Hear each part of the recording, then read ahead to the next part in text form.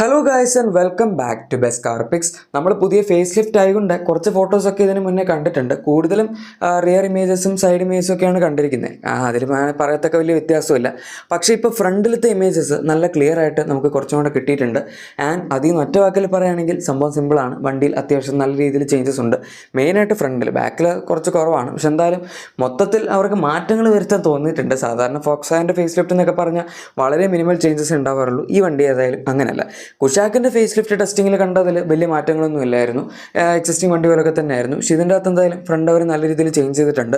ആദ്യം തന്നെ നമ്മൾ ആ ഒരു ലൈറ്റിംഗ് സെറ്റപ്പിലേക്ക് നോക്കുകയാണെങ്കിൽ പുതിയ ഫോക്സ്വാഗൻ വാഹനങ്ങളിലൊക്കെ കാണാൻ പറ്റുന്ന ആ ഒരു ഡിസൈൻ ഫിലോസഫിയിലോട്ട് മാറിയിട്ടുണ്ട്. ഇപ്പോൾ ഫോർ എക്സാമ്പിൾ നിങ്ങൾ ആ ഒരു അതായത് നമ്മുടെ ഗ്രില്ലിൻ്റെ അവിടെ നിന്ന് പിന്നെ തിന്നായിട്ട് പിന്നെ അങ്ങോട്ട് എൻഡിലേക്ക് വരുമ്പോഴേക്കും തിക്കായി പോകുന്ന രീതിയിലുള്ളൊരു ഡിസൈനാണ് ഇപ്പോൾ ഈ ഇറങ്ങി. നിങ്ങൾക്ക് എക്സാമ്പിൾ വേണമെങ്കിൽ നമ്മുടെ ലേറ്റസ്റ്റ് ജനറേഷൻ ടീറോക്ക് ഒക്കെ നോക്കിയാൽ മതി. പിന്നെ ടൈറോൺ ആണെങ്കിലും അതുപോലെ ഈവൻ പുതിയ ടിഗ്വാൻ ആണെങ്കിലും ഏകദേശം ആ ഒരു ഡിസൈൻ തന്നെയാണ്. പിന്നെ ഫോക്സ്വാഗൻ്റെ ID റേഞ്ചിലുള്ള വണ്ടികൾ ID3, ID4 ഇതിനകത്തൊക്കെ ഒരു സിമിലർ ഡിസൈൻ പാറ്റേൺ ആണ് വരുന്നത്. അതായത് ഇപ്പോഴത്തെ അവരുടെ SUVs എല്ലാം ഈ ഒരു ലുക്കിനുള്ളത്. അപ്പോൾ അതിൻ്റെ അകത്തേക്ക് ഇപ്പോൾ പോകാൻ അവർ ശ്രമിച്ചിട്ടുണ്ട്. നമുക്ക് എക്സിസ്റ്റിംഗ് ടൈഗോണിന് വളരെ വലിയ ലൈറ്റ്സ് ആണ് കിട്ടുന്നത്. അതെന്തായാലും കുറച്ചുകൂടി സ്ലിം ആക്കിയിട്ടുണ്ട്. LED ലൈറ്റ്സ് തന്നെയാണ്. ഇതിപ്പോൾ കത്തി കിടക്കുന്നുണ്ടാ മനസ്സിലാവില്ല സാധനം LED ആണെന്ന്. പിന്നെ ഒരു വ്യത്യാസം വരുത്തിയിരിക്കുന്നത് ഗ്രില്ലിൻ്റെ കാര്യത്തിലാണ്. അതിപ്പോഴും ആ ഒരു ചെറിയ ക്രോം ടിപ്പ് കണക്ഷനും ഫോക്സ്വാഗൻ്റെ ലോഗോ ഒക്കെ അതുപോലെ മെയിൻറ്റെയിൻ ചെയ്തിട്ടുണ്ട്. പക്ഷേ ബാക്കി അകത്ത് ഇൻസേർട്സ് മാറ്റം വരും. കാരണം മറ്റിനകത്ത് ഹെഡ്ലൈറ്റ്സ് വലുതായതുകൊണ്ട് അത് കണക്ട് ചെയ്ത് വലിയ ഗ്രില്ലായിരുന്നു. ഇതിനകത്ത് പക്ഷേ കുറച്ചും കൂടെ ചെറിയ ഗ്രില്ലാണ്. പിന്നെ താഴത്തെ ബമ്പറിൻ്റെ ഡിസൈൻ ഡെഫിനറ്റ്ലി മാറും. അതിപ്പോൾ എന്തായാലും ഫേസ് ലിഫ്റ്റ് ആകുമ്പോൾ മാറാതിരിക്കേണ്ട കാര്യമൊന്നുമില്ലല്ലോ. ഇത്രയൊക്കെയാണ് ഫ്രണ്ടിൽ പറയാൻ പറ്റുന്നത്. ഫ്രണ്ടിലാണ് ഇതിനകത്ത് ശരിക്കും മെയിനായിട്ട് എല്ലാ വ്യത്യാസങ്ങളും വരാൻ പോകുന്നത്. എന്തായാലും ഇപ്പോൾ ഇത്രയൊക്കെ വ്യത്യാസങ്ങൾ വരുത്തുന്നുണ്ട്. ഇപ്പോഴത്തെ ടൈഗണിൽ വരുന്ന എക്സസീവ് ആയിട്ടുള്ള ക്രോം എലമെൻസ് ഒക്കെ അവരെടുത്ത് കളയുമായിരിക്കും. അതായത് അത് ബ്ലാക്ക് ആക്കുമായിരിക്കും. അവരിപ്പോൾ GT ലൈനിലൊക്കെ മൊത്തം ബ്ലാക്ക് ആക്കിയാണ് കൊടുക്കുന്നത്. ആൻഡ് ആ വണ്ടി കാണാൻ നല്ല രസമാണ്. എനിക്ക് പൊതുവേ ഒരുപാട് ക്രോമുള്ള ടൈഗണിനേക്കാളും കുറച്ചും കൂടെ ഡീക്രോം ചെയ്തിട്ട് വരുന്ന ടൈഗോണാണ് കാണാൻ പേഴ്സണലി ഇഷ്ടം. ആദ്യം വണ്ടി ഇറങ്ങിയ സമയത്ത് കാണാൻ എനിക്ക് ഒട്ടും ഇഷ്ടമായിരുന്നു. അത് കഴിഞ്ഞ് പിന്നെ ഒരു ഡീക്രോം ഒക്കെ ചെയ്ത് മൊത്തം ഒന്ന് സെറ്റാക്കിയപ്പോഴേക്കും കാണാൻ ലുക്കുണ്ട്. അതിന് മുന്നേ കുഷാക്കായിരുന്നു എനിക്ക് പേഴ്സണലി ഇഷ്ടം. പക്ഷേ സെഡാൻസിൻ്റെ കാര്യത്തിൽ നേരെ തിരിച്ചാണ്. എനിക്ക് വെർട്ടസ് ആണ് സ്ലാവിയൊക്കെ കുറച്ചും കൂടി ഇഷ്ടമുണ്ടായിരുന്നു.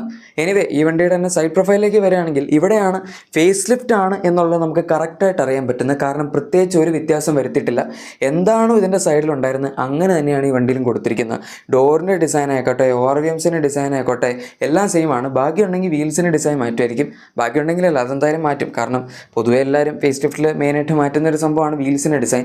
സൈസ് കൂട്ടുമോ എന്നുള്ളത് അറിയില്ല. 17 ഇഞ്ചാണ് ഇപ്പോൾ വരുന്നത്. 18 ഇഞ്ച് പൊതുവെ ഇപ്പോൾ ഈ സെഗ്മെൻറ്റിൽ ഹ്യുണ്ടായും കിയയും പിന്നെ കുറേ കമ്പനികൾ കൊടുക്കുന്നുണ്ട്. പക്ഷെ എന്നാലും 18 ഇഞ്ച് കൊടുത്തു കഴിഞ്ഞാൽ റൈഡും സംഭവങ്ങളൊക്കെ ഇത്തിരി കൂടെ സ്റ്റിഫാകും. അതുകൊണ്ട് അത് നോക്കേണ്ടി വരും. എന്തായാലും കണ്ടറിയാം. അവരിപ്പോൾ 360 ക്യാമറ ഓപ്ഷണൽ ആക്സറി ആയിട്ടാണ് കൊടുക്കുന്നത്. അത് മിക്കവാറും സ്റ്റാൻഡേർഡ് എക്വിപ്മെൻ്റ് ആയിട്ട് ഇതിൻ്റെ അകത്ത് വരണം. അതിനിയെങ്കിലും സ്റ്റാൻഡേർഡ് ആക്കേണ്ട സമയമായിട്ടുണ്ട്. ഏതായാലും ലെങ്ത്ത്, ഡയമെൻഷൻസ് അക്കാര്യത്തിലൊന്നും വലിയ വ്യത്യാസമൊന്നും വരാൻ പോകുന്നില്ല. ഇപ്പോഴും ആൾക്കാർ ഈ വണ്ടി ചെറുതാണ്, സൈഡിൽ നോക്കുമ്പം നീളമില്ല, വിട്ടില്ല എന്നൊക്കെ പറയാറുണ്ട്. പക്ഷെ എന്തായാലും അതിനൊരു പരിഹാരം ഫേസ് ലിഫ്റ്റിൽ വരാനുള്ള സാധ്യത വളരെ കുറവാണ്. ഇതിപ്പോൾ കണ്ടാലും ഡയമെൻഷൻസിലൊരു വ്യത്യാസവും തോന്നുന്നില്ല. ഇപ്പോഴത്തെ ടൈഗോൺ 4.2 മീറ്റേഴ്സേ ഉള്ളൂ. കുഷാക്കും 4.2 മീറ്റേഴ്സ് തന്നെ വരുന്നുള്ളൂ. ബാക്കി സെഗ്മെൻറ്റിലുള്ള വണ്ടികളെല്ലാം 4.3 മീറ്റേഴ്സിന് മുകളിലാണ് നിൽക്കുന്നത്. സത്യം പറഞ്ഞാൽ അവർ ഇറക്കുന്ന സമയത്ത് തന്നെ ലെങ്ത്ത് കൂട്ടി ഇറക്കണ്ടായിരുന്നു, വിട്ട്. ഈവൻ നമ്മുടെ ഇപ്പോൾ ഇറങ്ങിയ കൈലാക്കിന് വരെ ടൈഗോണേക്കാളും കുഷാക്കിനേക്കാളും ഒക്കെ വിട്ട് വരുന്നുണ്ട്. എനിവേ ഇനി റിയർ ഡിസൈൻ നോക്കുകയാണെങ്കിൽ ഇവിടെ നമുക്ക് അഗൈൻ വലിയ വ്യത്യാസങ്ങളൊന്നും അങ്ങനെ പറയാനില്ല. ഇതിൻ്റെ ടെയിൽ ലാംപ്സിൻ്റെ ഡിസൈനൊക്കെ വളരെ സിമിലറാണ്. വേണമെങ്കിൽ അവർക്ക് ടെയിൽ ലാംപ്സ് കുറച്ചും കൂടെ സ്ലിം ആക്കാമായിരുന്നു. അതെന്തായാലും ചെയ്തിട്ടില്ല. കാരണം ഇപ്പോൾ അവരുടെ ലേറ്റസ്റ്റ് വണ്ടികൾ വരുന്നതിൻ്റെ ടെയിൽ ലാംപ്സ് ഭയങ്കര സ്ലിമ്മാണ്.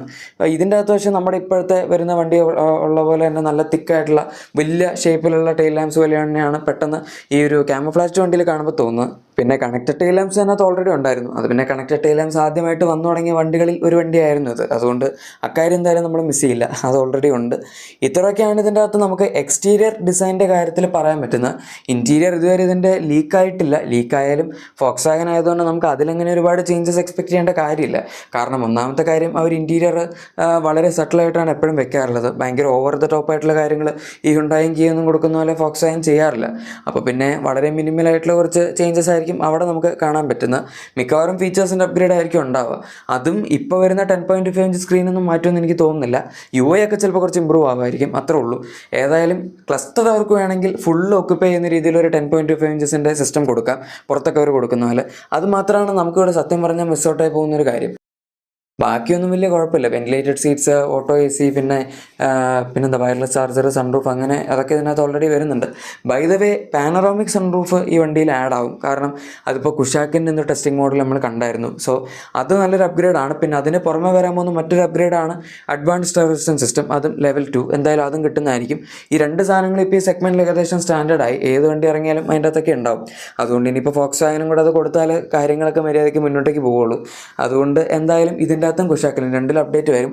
സെഡാൻസിൻ്റെ കാര്യം പറയാൻ പറ്റില്ല. സ്ലാവിയയും വെർട്ടസും അവർ ഇതുവരെ പുതിയ മോഡൽസ് ടെസ്റ്റ് ചെയ്ത് തുടങ്ങിയിട്ടില്ല. പക്ഷെ അതിനെന്തായാലും 1-2 വർഷം കൊണ്ട് ഫേസ് ലിഫ്റ്റ് വരും. പക്ഷേ സെഡാൻ ആയതുകൊണ്ട് അതിൽ പാനറോമിക് സൺറൂഫ് കൊടുക്കാൻ ഇത്തിരി ബുദ്ധിമുട്ടായിരിക്കും. റൂഫ് ഏരിയ കുറവാണല്ലോ.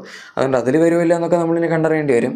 ഏതായാലും ഓവറോൾ നോക്കുമ്പോൾ നല്ലൊരു അപ്ഡേറ്റ് ആയിട്ടാണ് എനിക്കിത് തോന്നുന്നത്. പിന്നെ അതല്ലാതെ ഇതിൻ്റെ എഞ്ചിൻ ഓപ്ഷൻസിൻ്റെ കാര്യത്തിലും കുറച്ച് വ്യത്യാസങ്ങൾ പറയുന്നുണ്ട്. എഞ്ചിൻ ഓപ്ഷൻസ് അല്ല, ട്രാൻസ്മിഷൻ ഓപ്ഷൻസ്. എഞ്ചിൻ ഓപ്ഷൻസ് നമുക്കിപ്പോഴും അത്യാവശ്യം നല്ലതാണ്. 1 ലിറ്റർ TSI കിട്ടുന്നുണ്ട് ബേസിക് വേരിയൻസിലും, ടോപ്പ് വേരിയൻസിലുണ്ട്. പിന്നെ കുറച്ചും കൂടെ പവർഫുൾ ആയിട്ടുള്ള വണ്ടി വേണമെങ്കിൽ 1.5 TSI വരുന്നുണ്ട്. ഇവോ എഞ്ചിനാണത്, ഇവോ സീരീസിൽ വരുന്ന എഞ്ചിൻ. അത്യാവശ്യം നല്ല ഫാസ്റ്റാണ്. 150 bhp, 250 Nm ടോർക്കും, പിന്നെ 7 സ്പീഡ് ഡ്യുവൽ ക്ലച്ച് ഓട്ടോമാറ്റിക്കും 6 സ്പീഡ് മാനുവലും എല്ലാം അതിനകത്ത് കിട്ടുന്നുണ്ട്. 1 ലിറ്റർ TSI ആണെങ്കിൽ നമുക്ക് 6 സ്പീഡ് മാനുവലും 6 സ്പീഡ് ടോർക്ക് കൺവേർട്ടർ ഓട്ടോമാറ്റിക്കുമാണ് ഇപ്പോൾ വരുന്നത്. അത് ഏസ് എക്സോസ്റ്റ് ഗിയർ ബോക്സ് ആണ്. പക്ഷേ ഇനി വരാൻ പോകുന്ന പുതിയ വണ്ടിയിൽ നമുക്ക് 8 സ്പീഡ് ടോർക്ക് കൺവേർട്ടർ ഓട്ടോമാറ്റിക് ആയിരിക്കും കിട്ടുന്നത്. അതാണ് ഇതിൻ്റെ അകത്തുള്ളൊരു അപ്ഗ്രേഡ്. അതും ഏസ് എക്സോസ്റ്റ് തന്നെയായിരിക്കും, അവരുടെ ലേറ്റസ്റ്റ് ഗിയർ ബോക്സ് ആണ് അത്. സോ അത് വരുമ്പം നമുക്ക് കുറച്ചും കൂടെ ഹൈവേ എഫിഷ്യൻസിയൊക്കെ ഇമ്പ്രൂവ് ചെയ്യും എന്ന് പറയാൻ പറ്റും. ഒന്നാമത് 1 ലിറ്റർ എഞ്ചിൻ ആണല്ലോ. അപ്പോൾ പിന്നെ കുറച്ചും കൂടെ ഗിയേഴ്സ് കൂടുന്നതനുസരിച്ച് ചിലപ്പം നമ്മുടെ ട്രാൻസ്മിഷൻ യൂണിറ്റ് കൺഫ്യൂസ്ഡ് ആവേണ്ട ഒരു സാധ്യതയുണ്ട്. പക്ഷേ ഹൈവേയിൽ പോകുന്ന സമയത്ത് വലിയ പ്രശ്നം ഉണ്ടാവില്ല. നമുക്ക് അത്യാവശ്യം 8th ഗിയറിലൊക്കെ ഒരു 100-120 പിടിച്ച് പോയാലും 2000 RPM താഴെ തന്നെ വണ്ടി നിൽക്കുള്ളൂ. ആ സാഹചര്യത്തിൽ മൈലേജ് കൂടുതൽ കിട്ടാൻ ഉറപ്പായിട്ടും ഹെൽപ്പ് ചെയ്യും.